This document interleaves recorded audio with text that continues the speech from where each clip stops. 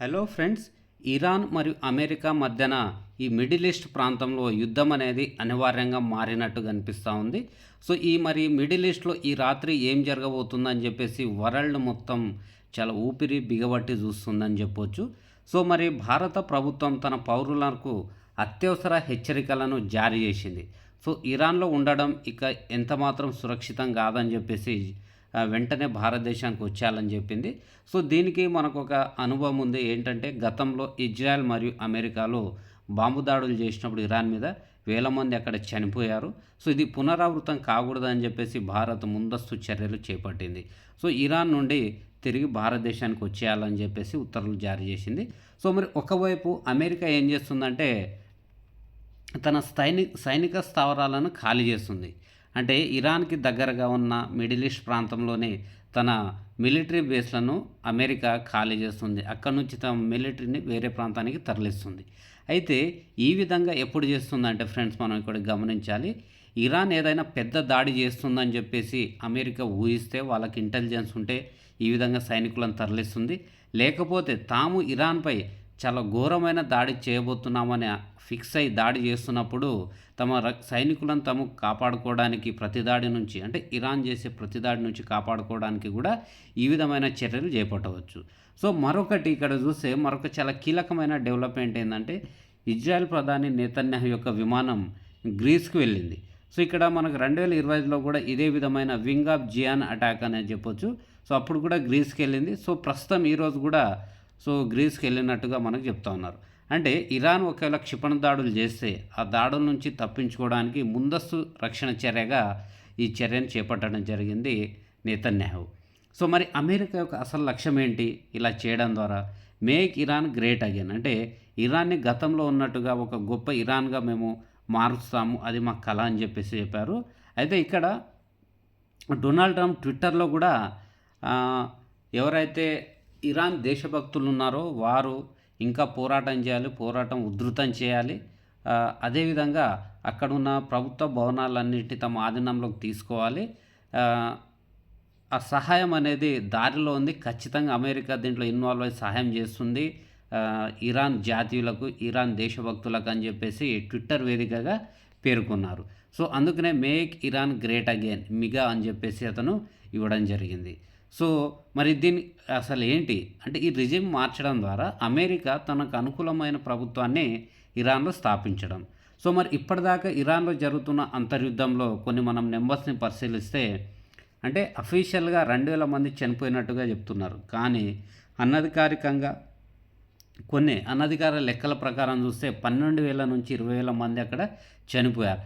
అంటే అక్కడ ఉన్న అయతొల్లా ఖొమైనీ యొక్క ప్రభుత్వము, ఆ రెజిమ్ ఏం చేస్తుందంటే నిరసనకారులపై చాలా క్రూరమైన అణచివేత చర్యలను చేపడుతుంది. సో మనం కొన్ని ఫొటోస్, వీడియోస్ చూసాము. మృతదేహాలకు సంబంధించి బస్తాలలో, కవర్లలో కొన్ని గుట్టలు గుట్టలుగా పడేస్తున్నారు. సో ఈ విధమైన చాలా తీవ్ర స్థాయిలో అక్కడ చర్యలు తీసుకుంటా ఉంది ఇరాన్ ప్రభుత్వం. సో మరి ఇక్కడ అమెరికా యొక్క మాస్టర్ ప్లాన్ ఒకసారి మనం గమనిస్తే, సైనిక దాడుల ద్వారా ఇరాన్ ప్రభుత్వాన్ని బలహీనపరచాలి, ఎక్స్టర్నల్ దాడుల ద్వారా. అదేవిధంగా ఇంటర్నల్గా ఇరాన్లో తమ నిరసనకారులను సపోర్ట్ చేసి, ఆ నిరసనకారులు ఇరాన్ యొక్క పార్లమెంట్ కానీ ప్రెసిడెంట్ భవనంలోకి చొచ్చుకెళ్లే విధంగా వాళ్ళని ప్రోత్సహించాలి. ఈ విధంగా ఒక బాంబులతో పాటు అంతర్గత విప్లవం ద్వారా ఈ రెండింటిని కలిపి అక్కడ ఉన్న రెజిమ్ను పూర్తిగా మార్చాలని చెప్పేసి మనకు అమెరికా చాలా తీవ్రంగా ప్రయత్నాలు చేస్తూ ఉంది. అయితే ఇరాన్లో ఉన్న మన భారతదేశంలో ఉన్న ఇరాన్ యొక్క ఎంబసీ నుంచి మనకు ఒక ట్వీట్ వచ్చింది. ఏంటంటే, అమెరికా ఏకపక్షంగా 66 అంతర్జాతీయ సంస్థల నుంచి వైదొలగడం అంటే, ఈ విషయాన్ని ఎవరు పట్టించుకోకుండా సైలెంట్గా మౌనంగా ఉంటున్న కొన్ని దేశాలకు ఈ చర్య రేపు ఫ్యూచర్లో వాళ్ళను కూడా ఈ విధానాలు ప్రభావితం చేస్తాయి. కాబట్టి సైలెంట్గా ఉండకుండా మాట్లాడాలని చెప్పేసి మనకు ఆ అధికారి ట్విట్టర్ యొక్క ఉద్దేశం. సో మరి భారతదేశం ఎటువైపు ఉంటుంది అంటే, మన భారతదేశం ఆస్తులను కాపాడుకుంటుందా లేకుంటే దౌత్యాన్ని ప్రదర్శిస్తుందా అనేది చూడాలి మనం. ఎందుకంటే ఫ్రెండ్స్, ఇక్కడ మనం ఇరాన్లోని చాబహార్ పోర్ట్లో మనం భారీగా పెట్టుబడులు పెట్టినాం. సో అక్కడ మన ఆస్తులు ఉన్నాయి. అయితే వీటికి సంబంధించి మనకు జయశంకర్ గారు ఇరాన్ తోటి డిప్లొమసీ లెవెల్లో చర్చలు జరుపుతూ ఉన్నారు. కానీ ఓవరాల్‌గా వచ్చేసి ఇరాన్‌కి భారతదేశం మద్దతు ఇచ్చే అవకాశాలు 99% లేవని చెప్పొచ్చు. ఎందుకంటే మనకు ఆపరేషన్ సింధూర్ సమయంలో ఇరాన్ ఇండియాకి సపోర్ట్ చేయలేదు. సో, మనకు ప్రతికూలంగా పాకిస్తాన్‌కి అనుకూలంగా పనిచేసింది కాబట్టి, సో, మరి దానికి రిజల్ట్‌గా మనం ఇప్పుడు ఖచ్చితంగా ఇరాన్‌కి మనమైతే సహాయం చేసే వి పరిస్థితుల్లో లేమని చెప్పొచ్చు. సో, మరి అమెరికా మరియు ఇరాన్, ఇజ్రాయెల్ పూర్తిగా రెడీ అయి ఉన్నాయి. America, Israel. మరి ఏ టైంలో, ఏ రాత్రి, ఏ విధంగా ఇరాన్‌పై దాడి చేసి సర్వనాశనం చేస్తాయనేది ఎవ్వరు ఊహించలేరు. కాబట్టి ఏ రాత్రైనా ఇరాన్‌పై భారీ దాడి లేదా విప్లవాత్మకమైన మార్పు జరగవచ్చని చెప్పొచ్చు. అంటే అక్కడ రెజిమ్ చేంజ్. అంటే ఆ పార్లమెంట్ భవనంలోకి చొచ్చుకెళ్ళి అక్కడున్న అధికారులను కూడా తీసుకెళ్ళి చంపేయడం అలాంటివి నిరసనకారులు చేయొచ్చు.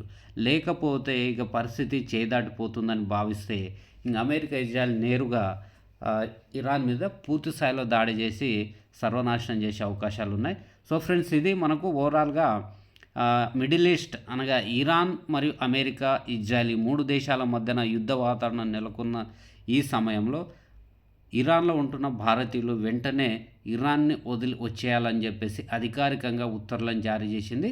సో మరి దీనికి సంబంధించి ఈ అర్ధరాత్రి ఏమైనా జరుగుతుందా అనేది మనము మళ్ళీ ఉదయం దీని మీద ఒక వీడియోలో మాట్లాడే ప్రయత్నం చేద్దాం. So thank you very much. Good night.